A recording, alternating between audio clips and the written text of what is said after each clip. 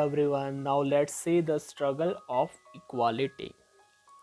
You know very well कि हमारा जो कॉन्स्टिट्यूशन है इंडिया का उसमें लॉ है कि एवरीवन इज इक्वल, सबको इक्वल समझना चाहिए. बट आज भी कहीं जगह पे डिस्क्रिमिनेशन होता है.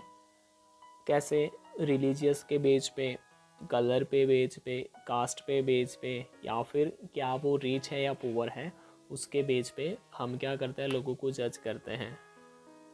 So let's see in the detail.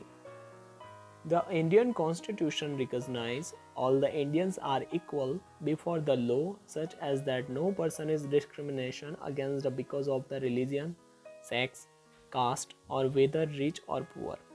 हमारा जो इंडियन कॉन्स्टिट्यूशन है उसके अंदर लॉ है कि हमें किसी भी पर्सन को डिस्क्रिमिनेशन करना नहीं है बिकॉज ऑफ रिलीजन के बेस पे, या फिर या वो वुमन है या फिर मैन है उसके बेस पे, कास्ट पे बेस पे, या फिर गरीब है या रिच है उस पे बेस पे हमें भेदभाव करना है नहीं.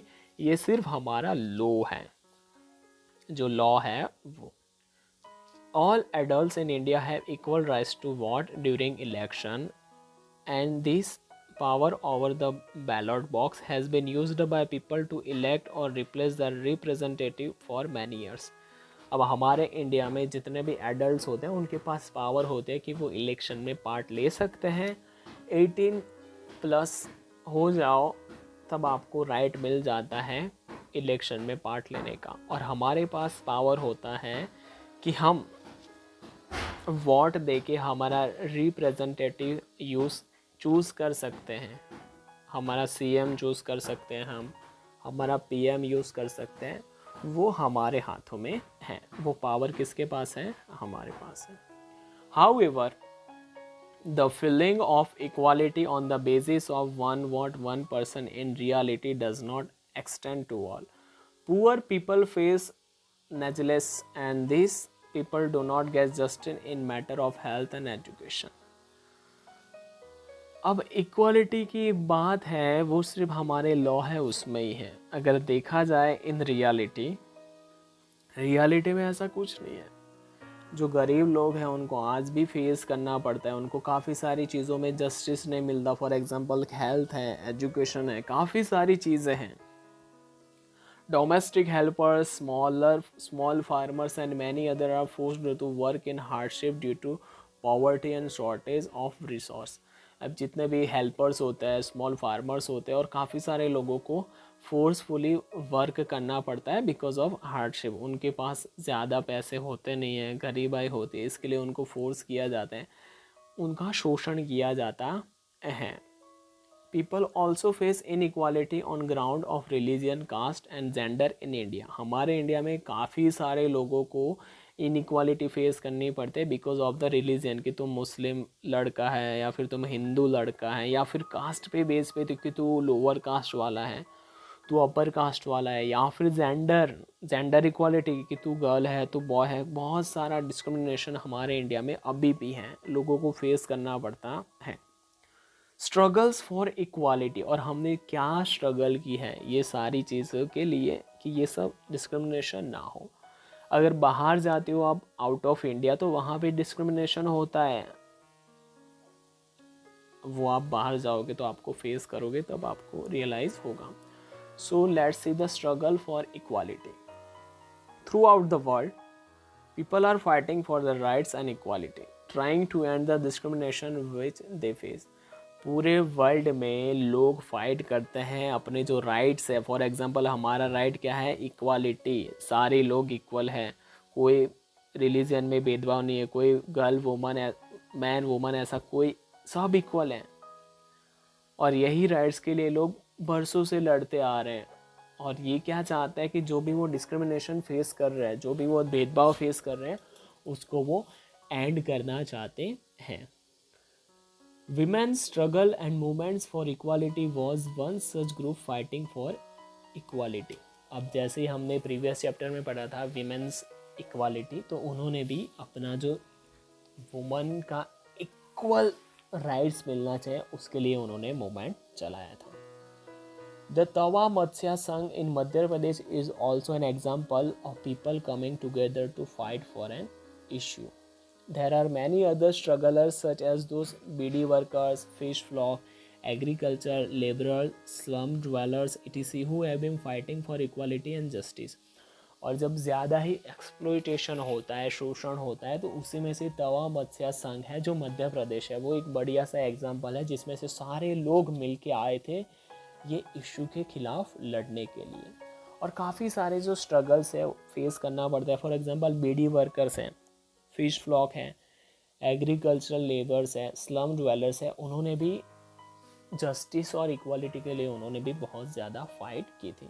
तो सबसे देखते हैं तवा मत्स्य संघ, TMC। It is a federation of fish worker cooperative that fights for the rights for forest dwellers who have been displaced from Satupara forest located in Madhya Pradesh. With the beginning of construction of Tawa Dam in 1958 till its completion in the 1978, large parts of forest and agriculture area were submerged. Thus, the forest dwellers has to suffer setback as they earn very little. अब देखो इनका जो federation का fish worker का उन्होंने fight की थी अपने राइट्स के लिए, फॉरेस्ट ड्वेलर्स कि उनकी जो जगह थी वो सबमर्ज हो गई तवा डैम के अंदर, और उसकी वजह से ये जो लोग वहाँ पे रहते थे उनकी जो इनकम है वो क्या हो गई, बहुत ही ज़्यादा कम हो गई। To government gave rights for fishing in Tawa reservoir but only private contract in 1994। अब प्रॉब्लम यहाँ पे क्या हुई कि जो गवर्नमेंट है उन्होंने इन लोगों के बारे में सोचा नहीं, उन्होंने फिशिंग का कॉन्ट्रैक्टर प्राइवेट लोगों को प्राइवेटिज्म कर दिया, वहाँ पे लोकल लोगों को दिया नहीं। When the contractors started exploiting the poor villagers, they came together to form a union and set up an organization to protect their rights, which was called Tawa Matsya Sangh. अब जब ये contractor ने वहाँ local गांव वालों का शोषण करना स्टार्ट किया तो साथ में आए, उन्होंने अपना यूनियन क्रिएट किया, और ये जो यूनियन है इसका नाम क्या था, तवा मत्स्य संघ। Rallies and Chakka Jam were organized time and again. In response, the government granted fishing rights to the villagers in 1996. और पूरा ऑर्गेनाइजेशन इकट्ठा हुआ और रैलीज निकाली गई, चक्का जाम किया, और उसके बाद 2 साल बाद गवर्नमेंट ने बोला कि चलो अब आप भी यहाँ पे फिशिंग कर सकते हो, उनको राइट्स वहाँ पे मिल दिए। तो आपको इस चीज़ से पता चलता है कि कोई भी चीज़ के लिए हमें क्या करना पड़ता है, फाइट करना पड़ता है। इक्वालिटी सिर्फ हमारे लॉ में ही है। The Indian Constitution as a living document, the foundation of all movements for justice and inspiration for all poetry and songs, equality in the recognition that all people are equal. Movement and struggle for equality in India promote equality.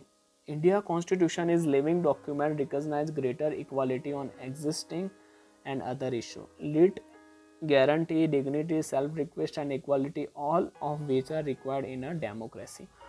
और democracy के अंदर ये चीज़ तो ज़रूरी है, equality जो हमारे Indian constitution में भी है कि एवरीवन इज़ इक्वल।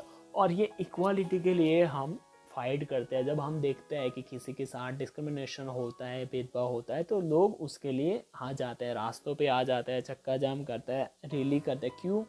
क्योंकि उनको इक्वल हक चाहिए जितना हक दूसरों को मिलता है।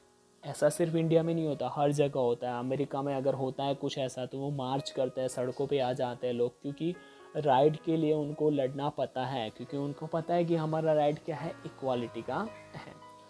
तो हमारे इंडियन कॉन्स्टिट्यूशन में क्या है कि कोई भी जेंडर के बेस पे, जाति के बेस पे, रिलीजन के बेस पे, या फिर चाहे वो गरीब हो या अमीर हो, उसके बेस पे हमें किसी को साथ भेदभाव करना चाहिए नहीं। हमारे लिए सब लोग क्या है, इक्वल है। आई होप इसमें आपको समझ में आया होगा। इसी के साथ ये जो चैप्टर है स्ट्रगल फॉर इक्वालिटी यहाँ पे ख़त्म होता है। I hope you will get all this point. Bye bye, take care, have a good day.